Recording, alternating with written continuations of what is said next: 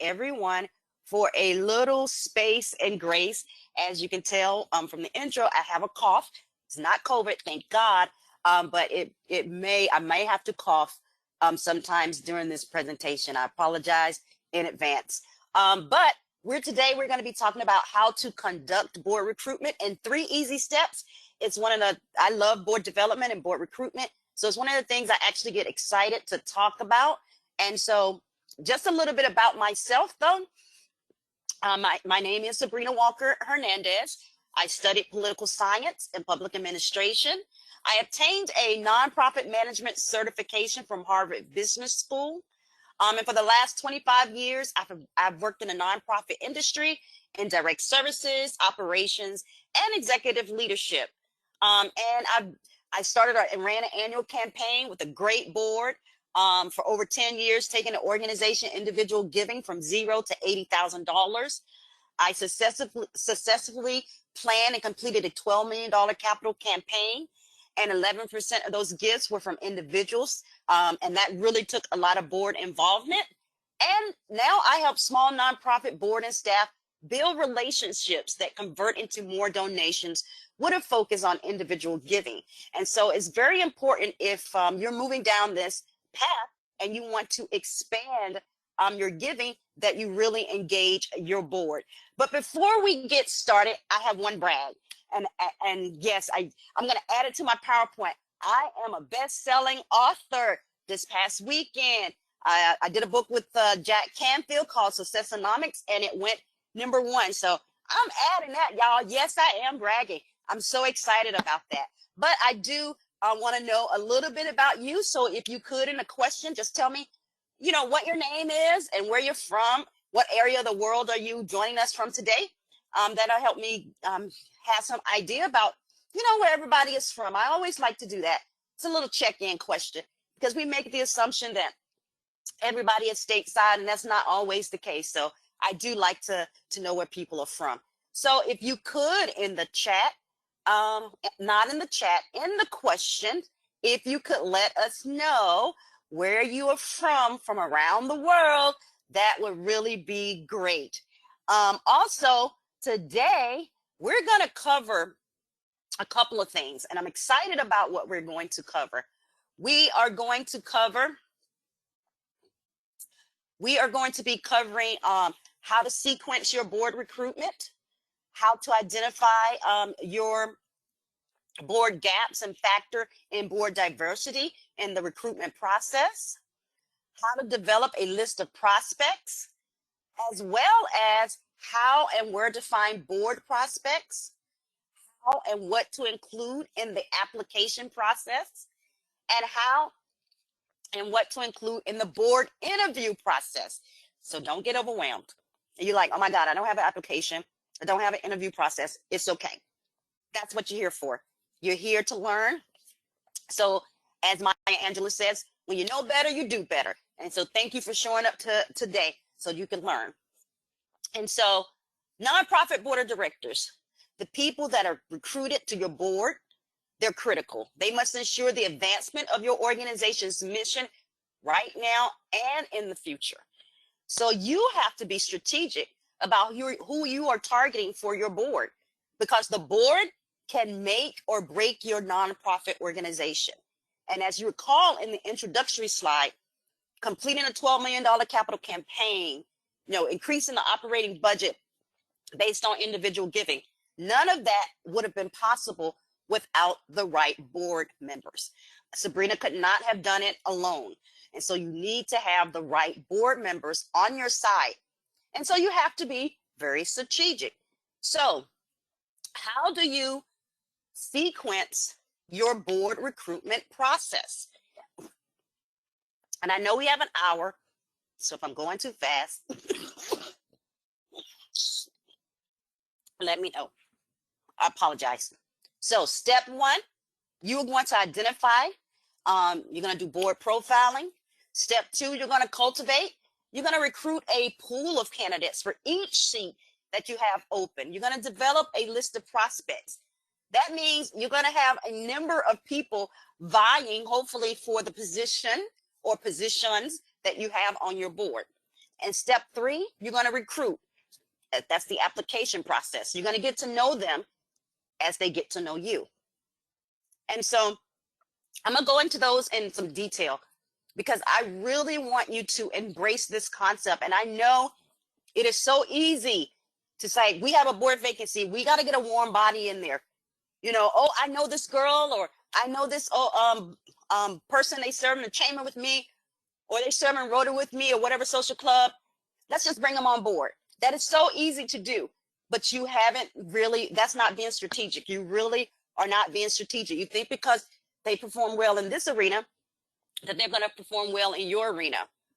Or you think that, you know, because they're good here, that they're going to, you know, be passionate about your mission. That might not be the case. Or they might not have the skill set that you're looking for, the gap that you're looking for on your board right now. You might have a gap. You might need someone that's visionary. You might need someone that's strategic thinking. You might need someone that's a consensus builder. You have to know what you're looking for. So don't just put that warm body in there. I call that the Bubba theory. So what I've been talking about is identifying those board gaps. You know, the board should assess what characteristics and skills their current board brings to the organization and what gaps exist on the board that need to be filled when recruiting new board members. You know, consider both the attributes and the skills of the prospective board members. You have to remember that you should look for different skills and strengths from your board members, depending on your stage of development and other circumstances. So you don't want a board full of consensus builders because it's going to take you forever to get something done because they're going to want everybody to agree on the process. And that's just too much. You want to make sure you have someone, again, that's visionary, that's strategic, maybe someone that knows something about marketing, someone that has some financial background. So the only way you're going to figure that out is you're going to lay out your current board and you're going to say, okay, Sabrina's on the board. Sabrina knows a little bit. Sabrina has fundraising background. She's a strategic thinker. And she's a female, 50 plus. Yes, y'all, I'll be 51 on my birthday. 50 plus. She's African American, and you know she has a nonprofit background. She's in the nonprofit industry. So you will lay that all out for each of your board members, and then you'll look and you say, okay, what gaps do I have? Do I have someone from the medical field? Do I have someone from the legal field? Do I have someone that's strategic? Do I have someone that's visionary? You know, you get the idea. Some of those are the same examples. And you know, I keep repeating visionary and strategic because those are my two favorite characteristics for board members. Not so much consensus builders.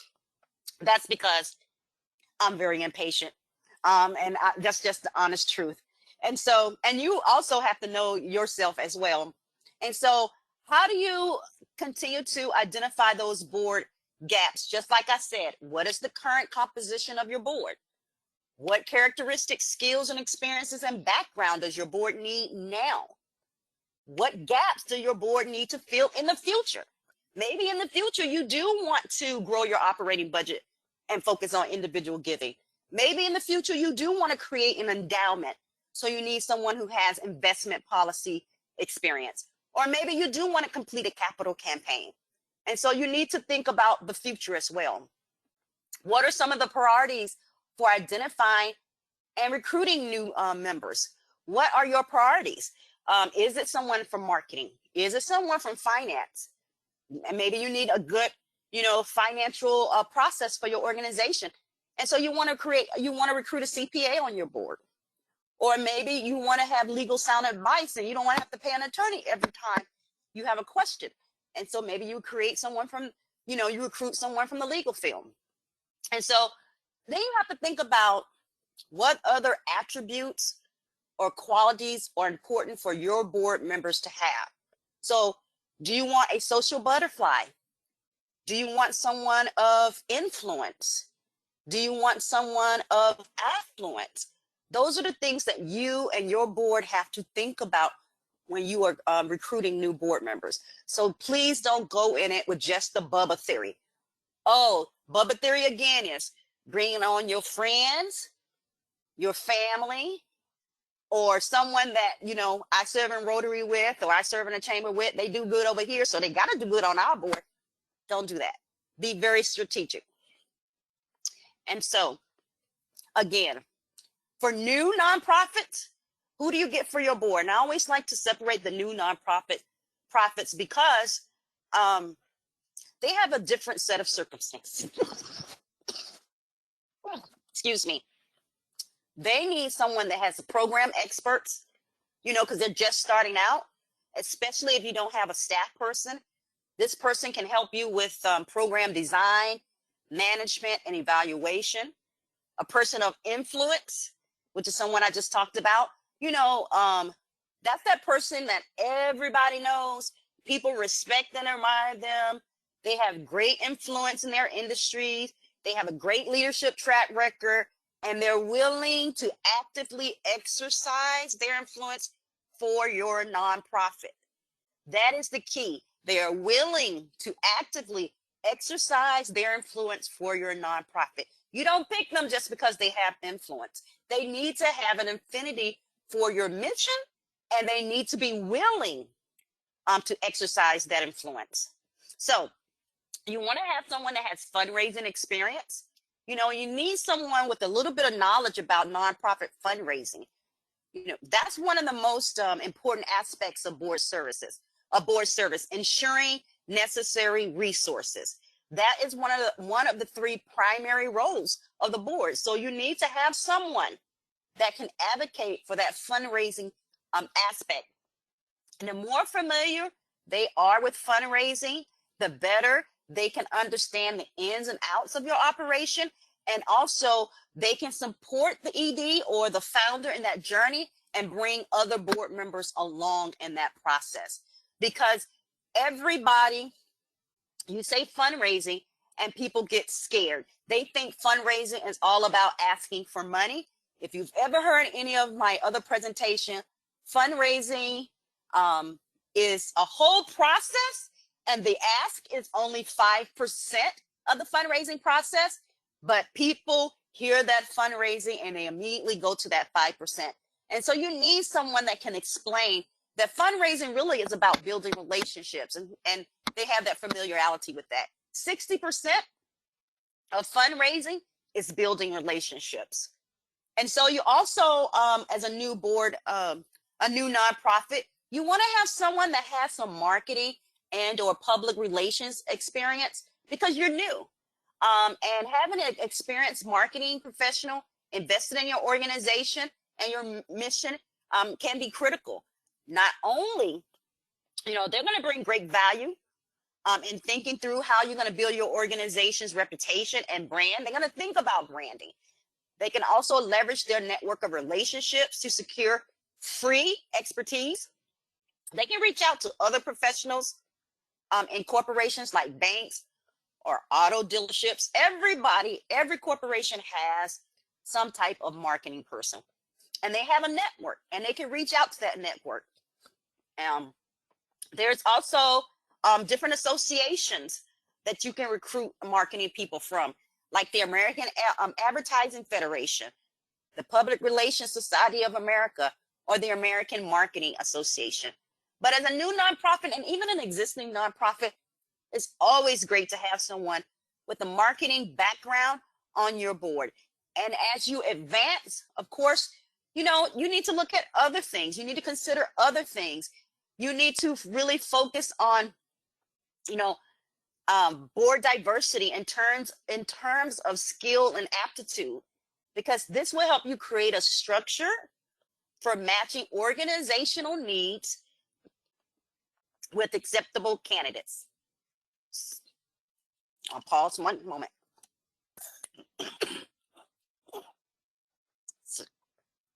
So again, there's various backgrounds and experiences that you can look at that's going to qualify a board member.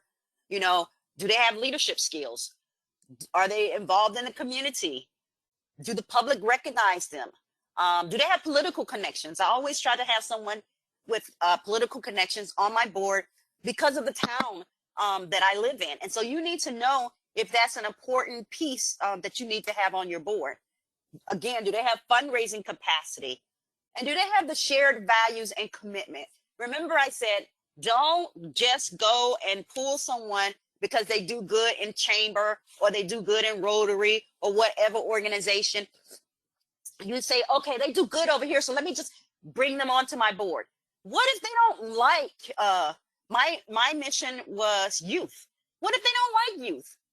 What if your mission is animals and animals is not their thing? What if it's literacy and literacy is not their thing? You need to make sure they have the shared values and commitment. And so when we're talking about board diversity and really looking at that, you need to make sure that you're accounting for board diversity. And board diversity, we're talking about lots of things. We're talking about skills. We're talking about aptitudes, because you don't want a board that deals with a homogeneous board. They're going to deal with it just the way they deal with it, and everybody's going to deal with it. You know, just like I said, you don't want a board full of consensus builders because you're not going to get anything done. And so you want a board of diversity of the way people think, because you're going to get some varying opinions. You're going to get some varying approaches. You're going to get some varying solutions. It requires open-mindedness. It requires you to have curiosity, acceptance, be responsive, and ultimately it can facilitate understanding and willingness to work together.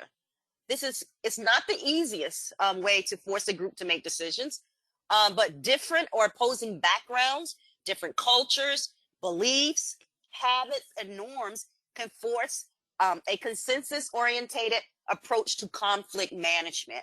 I can tell you my own experience.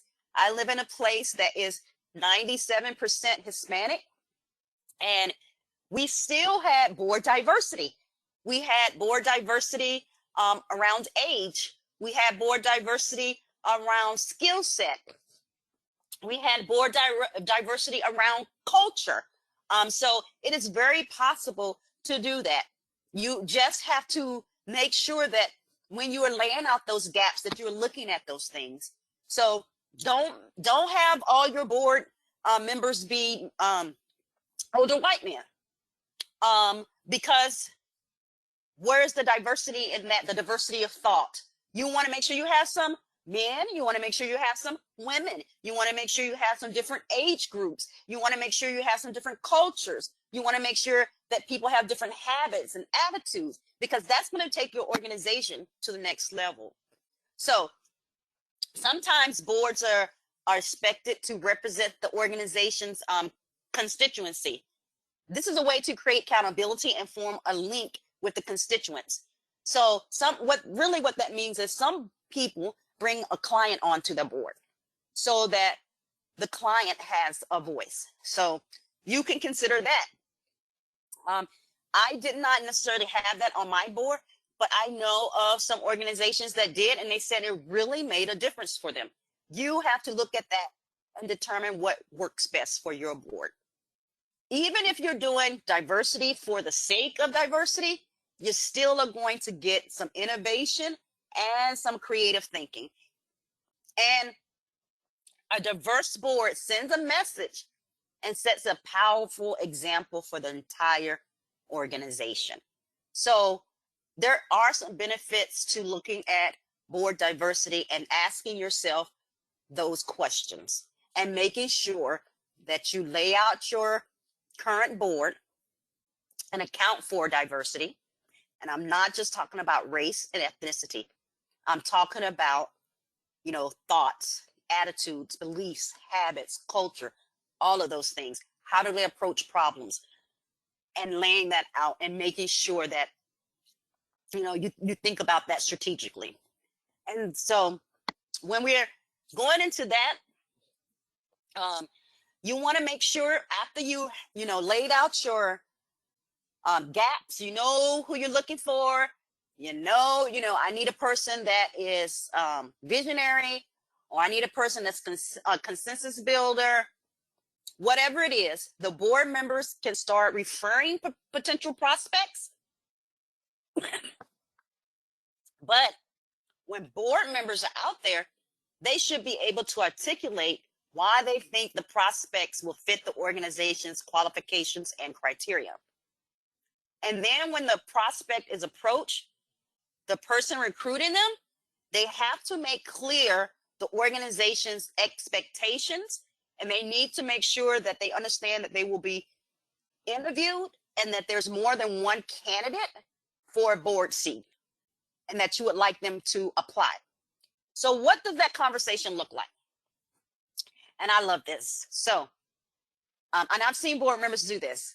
So sometimes board members will say, George, I'm on the XYZ agency board.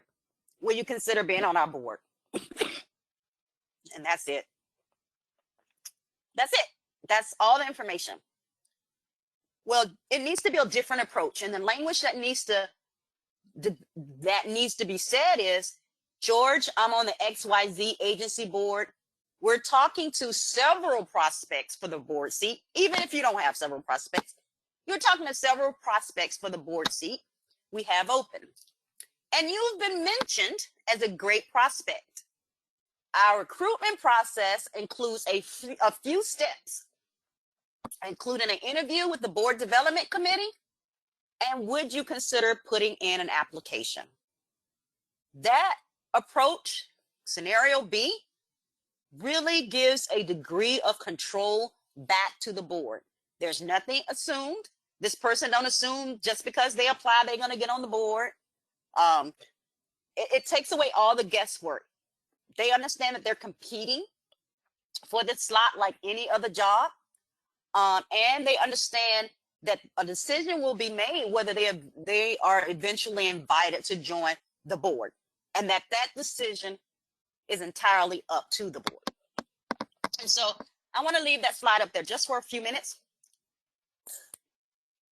so you can really see the difference in the power of that language, because I can almost guarantee a lot of people are using scenario A, and I don't want you to do that going forward.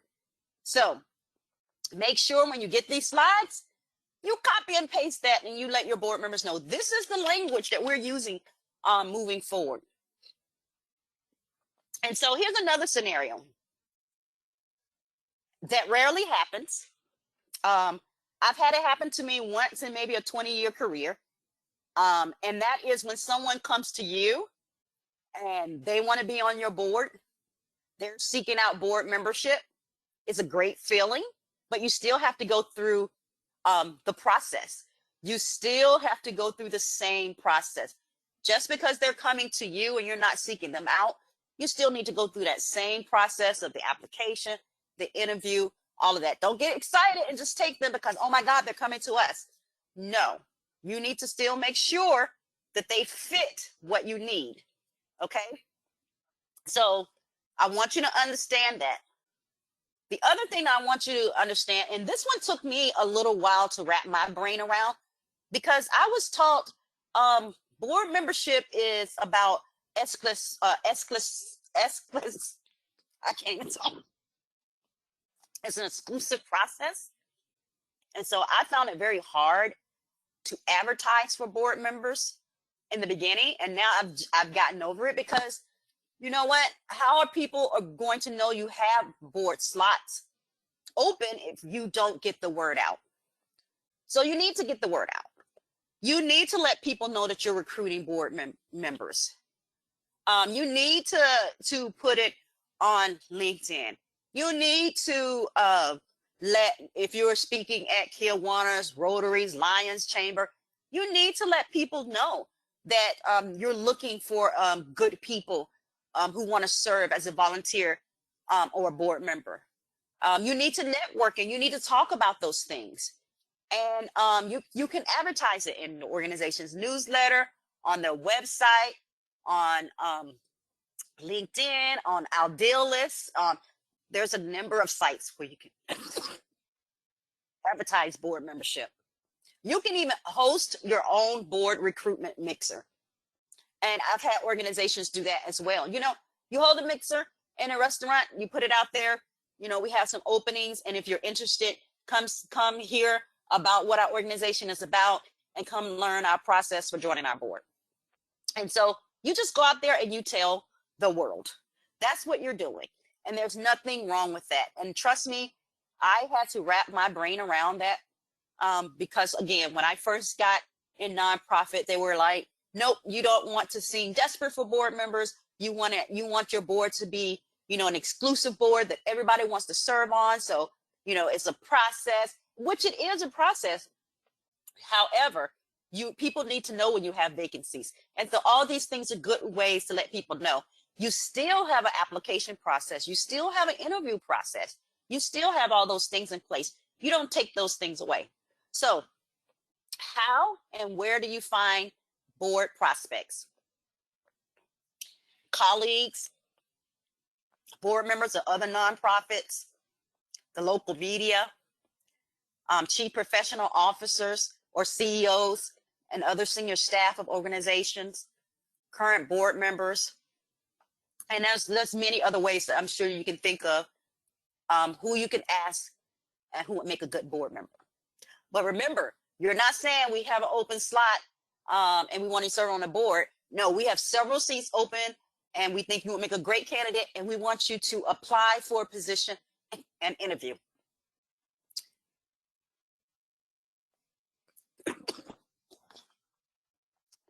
You can also look at current and prospective major donors, community leaders, chief professional officers of local and national corporations. Chief professional officer is another way of saying a chief executive officer.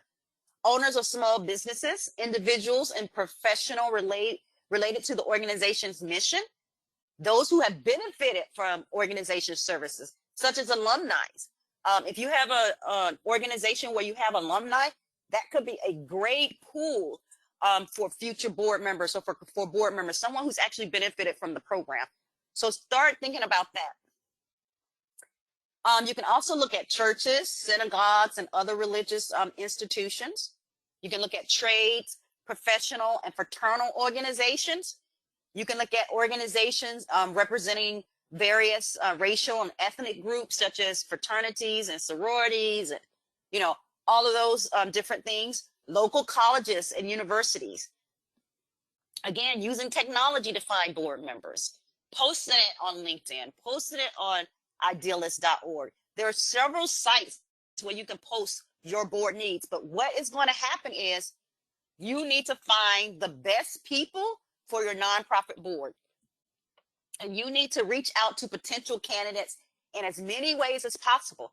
But when you reach out to them, you're going to make sure what your needs are very clear. You're going to say, we're looking for someone who is a visionary, who has a background in financial planning. You're going to be very specific about what you need because you know what your gaps are. And we really can't rely on candidates to come to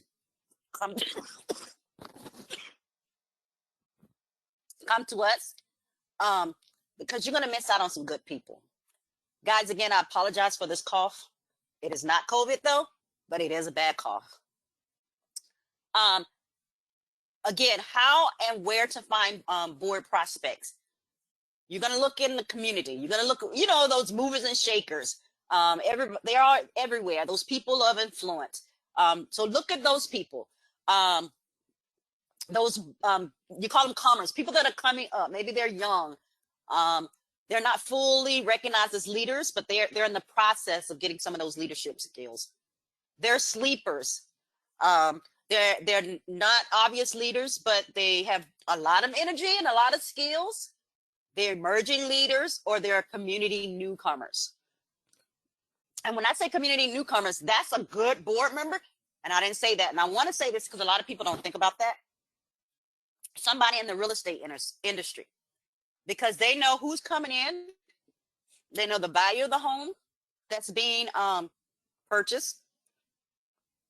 They know why they're relocating and what type of job the person is going to have. And so a real estate agent is a great potential board member. They know who's building business plazas. So they bring a lot to the table. So put a pin in that. If you know some real estate agents, they also make great board members, but you got to make sure they have the skill set and all the other attributes that you need, not just the industry representation. So how and what to include in the application process. Okay, so the board development committee, or in some cases, people might call it the board nomination committee. Or in some cases, it might be your board executive committee. But the point is, you have a group of people, maybe 2 or 3, who's going to set up one-on-one interviews with a potential applicant to answer any questions that they might have. You know, the goal of the interview is to further determine if they're a fit for your organization so that they can hit the ground running when they are appointed. You know, potential applicants should have the opportunity to meet numerous organizations leaders to determine if they're a right fit. So I encourage people prior to coming on the board, inviting them to a board meeting as a part of the process.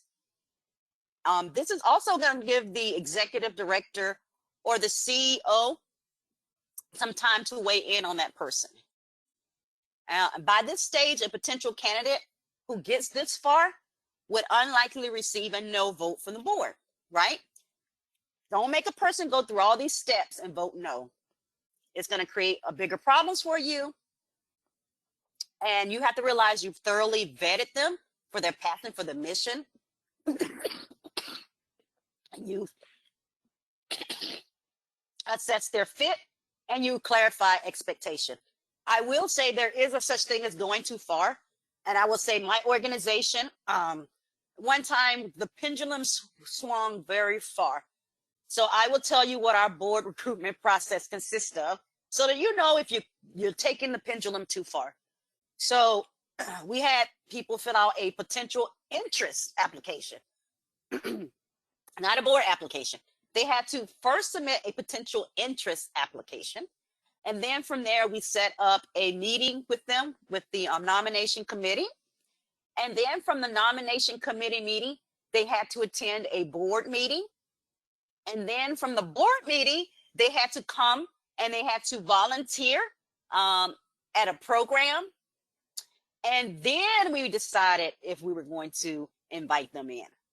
So we just got, I guess our pendulum swung that far because, you know, like with you guys, sometimes you get frustrated because people, you think you've told them exactly what's needed on this board, and you still get people who come on your board because they're going to run for office, or come on your board because it's a name, you know, something on their resume.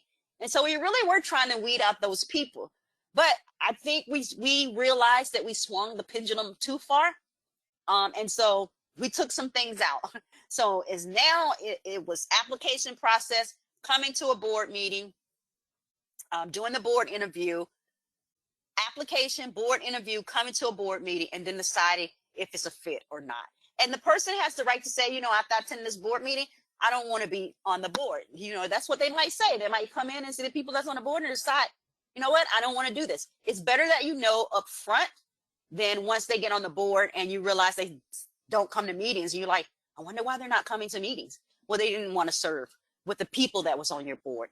So it's better to know that up front than it is to get someone on your board and, again, impact your quorum, impact other board members' morale. And so it's okay. Just don't have the pendulum swing too far, which is what we learned in our process. So you do have to, you test out different processes that's going to work for your organization, right? But you do need to have an interview process. It can't be the Bubba theory where, you know, Sabrina just goes to Janet and says, Janet, you know, I serve on this board, come on over. It can't be that, because that's not strategic and that's not going to take your organization to the next level. So how and what to include in the application process? You have to make sure, again, that you communicate ASAP with the potential applicant. If it's a no or thumbs down, you have to approach it carefully because you don't know what's going to happen in the future, right?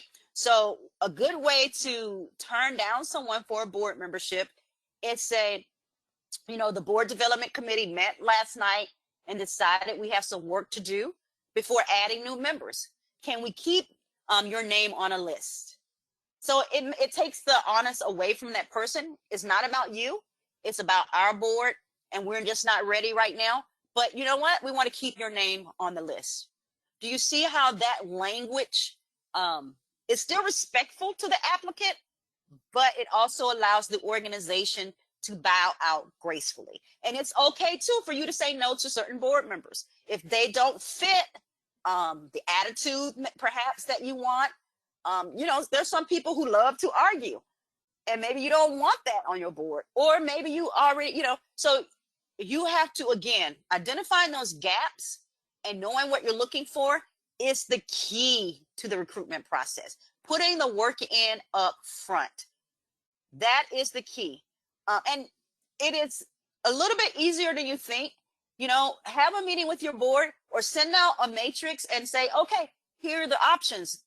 Check off what you think you bring to this organization and go from there. And then you'll have a profile of all your board members.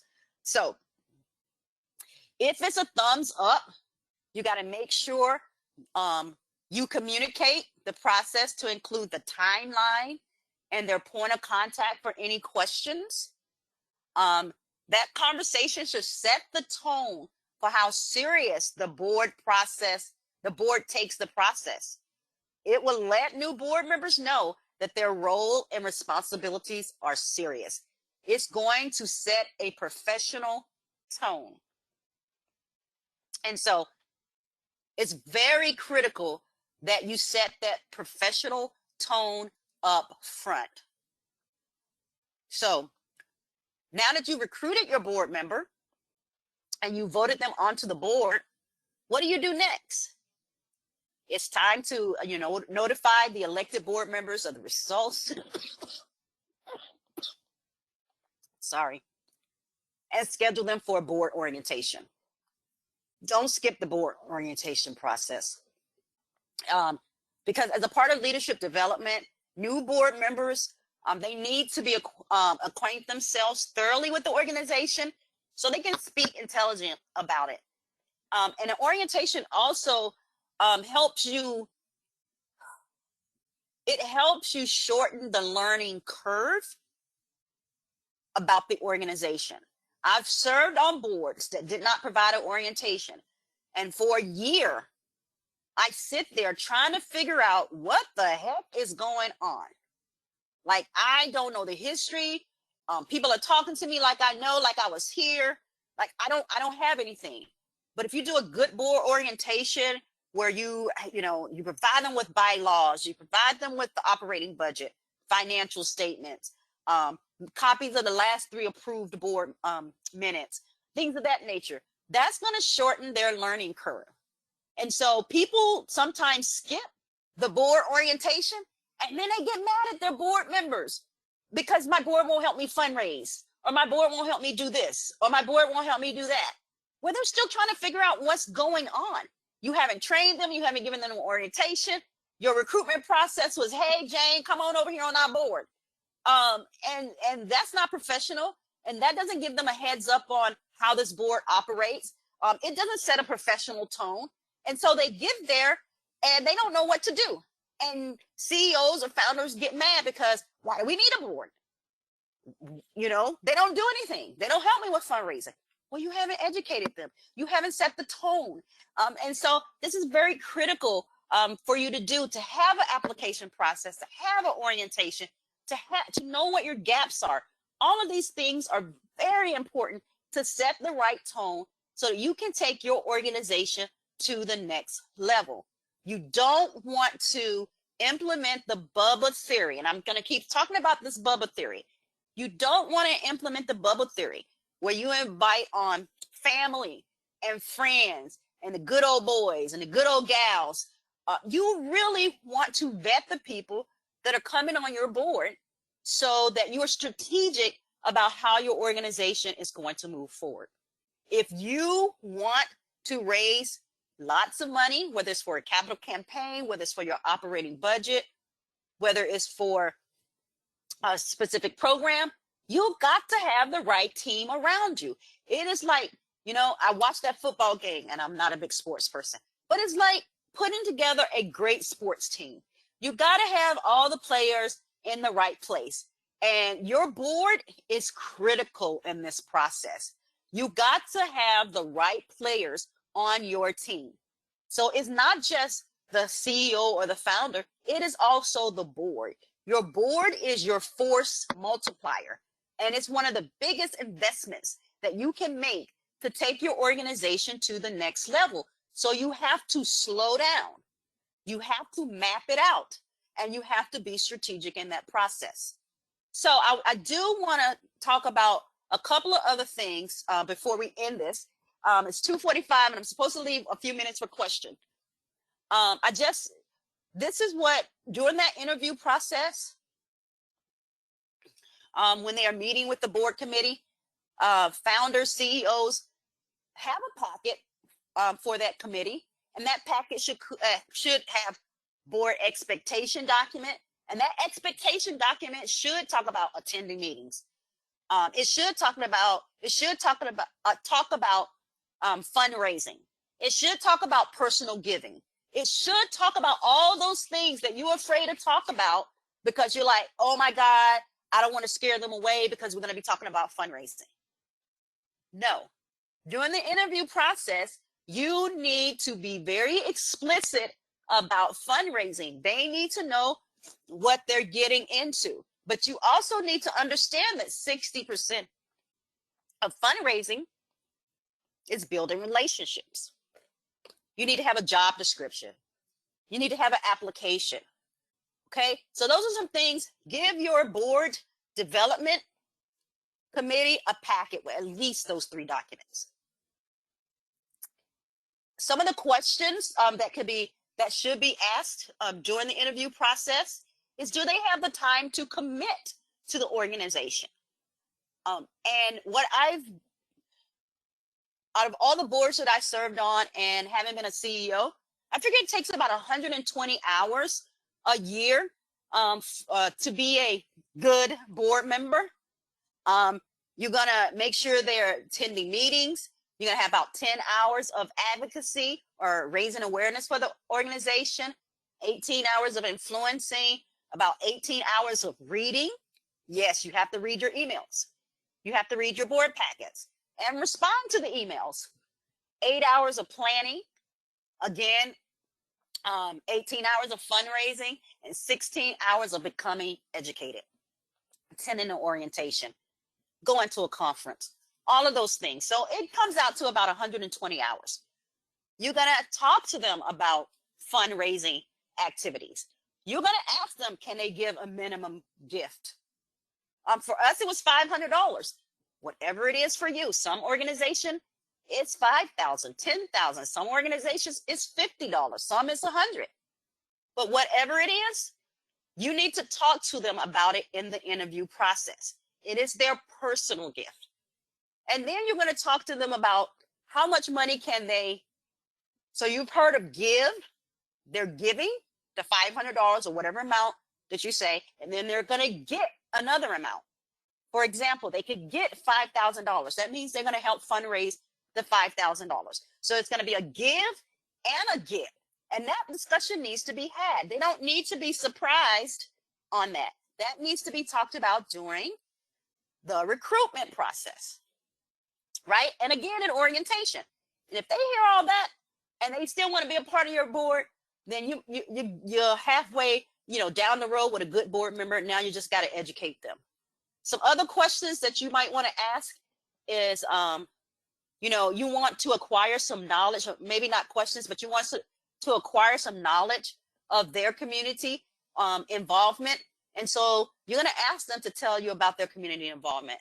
You're going to ask them who their primary contacts are in the business community. You're going to ask them, what could you contribute to the organization regarding some personal or business expertise. You're going to ask them, tell me about what you perceive about our organization. Why do you want to serve on this board? And you ask them, what do you expect from our organization? It is good to know these things because you need to know why they're trying to get on your board. Again, there's nothing more frustrating than having someone get on your board and do absolutely nothing. And you think you got through this process and later you found out they're running for a political office and they just wanted to add it to their little flyer, or, they were doing it because their boss told them they had to do it. Ask these questions and try to be discerning in gathering that information. Other things that you're going to ask about is, see their willingness to do committee work. Ask them what committees would they be interested in. Would they be interested in the marketing committee, the planning committee, the fundraising committee, the resource development committee? Ask them what expertise would they like to share with the organization. And ask them would they be willing to chair a committee. Because ultimately, at the end of the day, your board is about time, talent, and treasure. And so you have to keep that in mind. For a board, they need to come to the table with all three: time, talent, and treasure. So with that, I'm going to check for the Q&A. And hopefully I do this right. Guys, I really struggled a little bit through this presentation with the cough. Thank y'all so much for the space and grace. I'm going to see if there's any questions here. Hopefully I know what I'm doing. If not, let me know and I can read them for you. Yes, if you could, that would be great. Okay, wonderful. So let me see. Joanne asks, what are your thoughts on having another nonprofit person be on your board? My thoughts are, is it really fair to your organization? And this is why I asked that. I serve on several boards, but I will only serve on one fundraising board because I have limited resources and connections in the community. And I don't want to be put in the position where I have to make a decision about which organization I'm going to support at that moment. And so that's why I tend to stay away from it, because it's almost a conflict of interest. That's my answer. Okay, perfect. Now, Kate asks, we want a more radically diverse board. Can we ask people to describe their cultural background on our board nomination form, or will we get in trouble for this? I've never asked about the cultural background on my board application. I've never asked that. But that's where the interview process is, and that's where you get to meet them and you get to have those discussions. And so I would not necessarily ask that question, but you can make a statement that you are seeking a well-rounded, diverse board, and all applicants are invited to apply. Wonderful. Kim asks, went too fast and we are a new nonprofit that will be large. Book recommendation? Can you repeat that for me, please? So do you have a book recommendation for them? Because the webinar went too fast and they are fairly Oh, new. I apologize. A book recommendation. Actually, I have a ebook that I did on board recruitment that kind of lays this out. Is it okay if I email it to you and you share it with them? Yeah, definitely. Okay, perfect. Wonderful. Okay, Dawn asks. An hour is a lot to get in there, especially with me coughing in between. I apologize. That's okay. Dawn asks, what do you consider a medical advisor role to be? A medical advisory? Advisor, yeah, correct. A medical advisor. I'm unsure the question. So I'm going to answer it the way I interpret it. So what I hear is, are you saying you're going to put together an advisory board that has medical professionals on it? Is that the question? Or let's see if Dawn can type in the questions box very quickly. Dawn, can you please clarify? Yeah, and I would say advisory boards are great. Yes, I got the most out of advisory boards ever because people love to give their opinions. They might not want to serve on your board because it takes 120 hours a year and they might not have that 120 hours, but they still want to have an impact on your organization. And so one of the solutions that I came up with my board was having a advisory board, and we actually included it in our bylaws. And the advisory board meets once a quarter, and we would take to them different things. Like we would take to them our strategic plan and get their input, our marketing plan, our resource development plan. And so an advisory board is a great tool. Okay, so she's clarifying. Yes, I am forming an advisory board for mission and fundraising, and because of our cause, would like to have a medical advisor. Yes. So yes, put the people that you need on that advisory board. And it might be people that are of great influence in the community or in that industry who just don't have time, but they're willing to meet once a quarter. And it's very, you're very strategic with their time. My advisory board would meet for an hour and 30 minutes. And I had like 8 advisors, and each advisor would host the advisory board meeting, either at their business. So the organization did not have to incur any cost to feed or do anything like that. And then I would have a regular board member come in and facilitate that meeting with the advisory board. Me as the CEO there to support that board member, but really it was the board member who facilitated that advisory board meeting. Okay, great. So Linda asks, what should the written application form include beyond the personal contact details? Well, personal contact details. Some of the things that we asked was also, what other areas in the community they were involved in, why did they want to serve on the board, what was their, why they want to serve on the board, what community activities they were involved in, what were they bringing to the board. And we also asked their spouse name. We asked, their birthday. I guess that's personal information. We asked their birthday. We asked their anniversary. And the reason why we did that is because truly we wanted board members to feel like family. And so, if it was their birthday, we sent them a birthday card. It was their anniversary, we sent them an anniversary card. We wanted to know who their spouse was, but basically keeping it to some very clear 3 questions, your top 3 most important questions, not too long. Sometimes, when they filled out the application, it was quite okay for them to say, see attached resume. So it's the same information you're trying to gather from a resume. Okay, wonderful. Mercedes is asking, when do you think it is the best time for a nonprofit organization to start building a board? At its infancy or within the first 2 years? Oh, you should have a board when you're applying for your 501c3 application. IRS requires that you have a minimum of 3 board members. And so I know a lot of people, they just put down their mother, brother, and sister on the application for your 501c3. And I have 2 schools of thought. I know you're trying to get the 501c3 and you're trying to do it in a, fast way. However, once you get it, you need to really put some thought into who's going to be on your board right up front, because that board membership is critical, because they are going to take your organization to the next level. Think about this. Your board is your force multiplier. So if you put your mother, your brother, and your friend on your board, right? They know the same people that you do. Their circle is the same circle as yours. So you're going to run out of resources because all of you are going to be hitting up, for lack of a better word, the same people. You need to have some board diversity. You need to have someone that is from the medical field, the legal field, from different cultures, because their circles are different. And that is going to expand the footprint of your organization. Okay.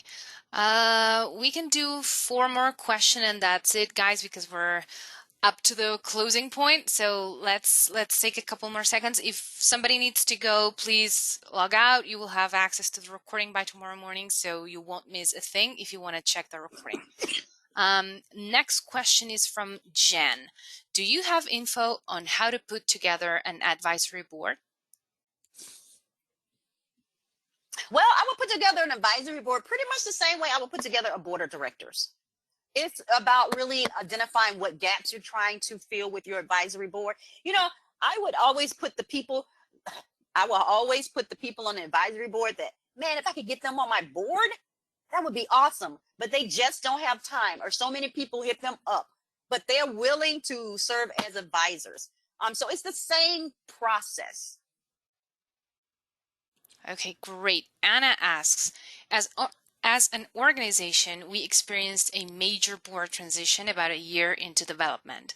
4 members were onboarded, and 4 left within the next few months. Do you have any insights to work through these ebbs and flows?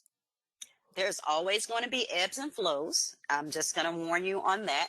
You're never going to have well, I can say this. I had a board of 21. And most time it's always a goal to hit that 21. Most time I had about 15 board members because people move, their job duties change, for whatever reason, they transition off the board. So out of 21, maybe at maximum I would have a 15. But what sets that apart is having a pool of applicants. So you should always continually be looking for potential board members. Even if all your slots are full, you should always potentially be looking for board members so that you have a pool that you can pick from that's kind of been vetted through the process.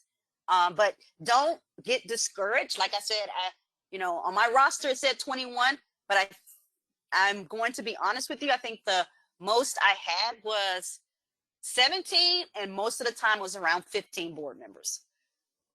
Okay, great. Thank you. Okay, Dan asks, our organization has a formal requirement that our board members vote for a new board member, and anyone, quote unquote, can submit their name and a description of why they want to be considered. Thoughts in the new executive director managing this existing protocol?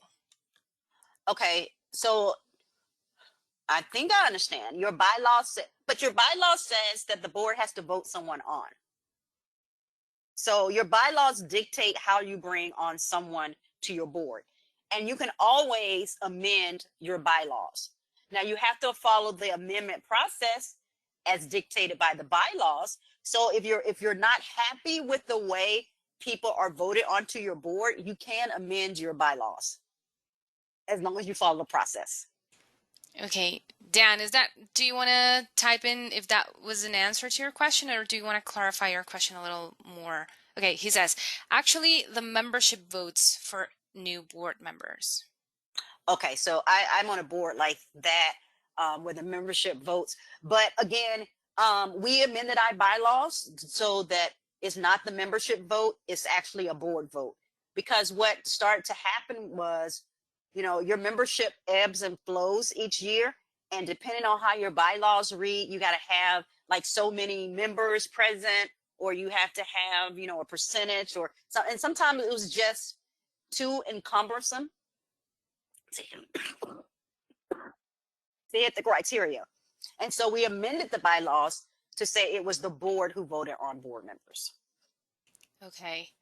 Another question comes from Francisco, and do you have time to stick around a couple more seconds? A lot of more questions are coming in, and they're really good. Sure, I got about 5 more minutes. Okay, let's go with 2 then. Okay. Francisco asks, when is a good time to restructure your board? Very beginning. Very beginning. I would like to say at the very beginning when you're filling out your 501c3 application, as I said before, but I understand you're in the process of just trying to get your 501c3. So you might pick a low hanging fruit. I had someone tell me they submitted their children who are like 5, 6, and 7 as their board members, which that is too low of a hanging fruit.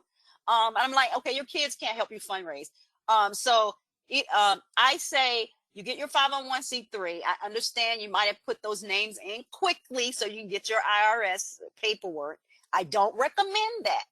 But once that happens, you need to really focus on who your board is and get the right people on your board. Okay, But your wonderful. children cannot help you raise money. No, they certainly can. Okay. Let's see. Last question is from Richard, and he asks, we are developing individual advisors, essentially professionals, to serve on a relevant committee. I'm sorry. We Mhm. don't want an advisory board as that requires care and feeding, and they won't be needing to meet as a board. We are Mhm. using committee work, one Zoom meeting a month, to vet for a board invitation. Thoughts? I think that's a good process. It's very similar to something that I do on a board that I serve on. We do task force. So we do so we just developed a marketing plan, but it wasn't our board that developed the marketing plan. It was one board member contact. And we actually reached out to different marketing people in our community and asked them to serve on that task force. And through that process, they helped us develop the marketing plan, but it also gave us an opportunity to see how they work and to see if they will make great potential board applicants. Again, it's about building relationships. And so they become familiar with the organization. They help develop a tool that the organization needs, and it's not a cold request. You get to decide in seeing their work if an invitation should be extended or not. If they can't show up for a task force meeting, and usually task force, is 3 to 4 meetings consecutively once a month for a 4-month engagement, perhaps. And if they don't have the time to show up for that, then, they really don't have the time to serve on your board. So it's a great process to create a pool or eliminate people from service. Perfect. Thank you so much, Sabrina. This was an amazing webinar. Thanks everyone for joining us today. Please make sure to complete the survey that will pop up once we close this webinar. Just so you know, it's anonymous. It'll take you 60 seconds to complete, and it will help us improve our content. So we appreciate you taking that survey. And that's it, I guess. Have a wonderful rest of your day. Please stay safe and healthy, and we hope to see you soon again on another Charity How To webinar. Thanks, Sabrina. Have a great day. Thank you. Thank you. You Bye. too. Bye-bye.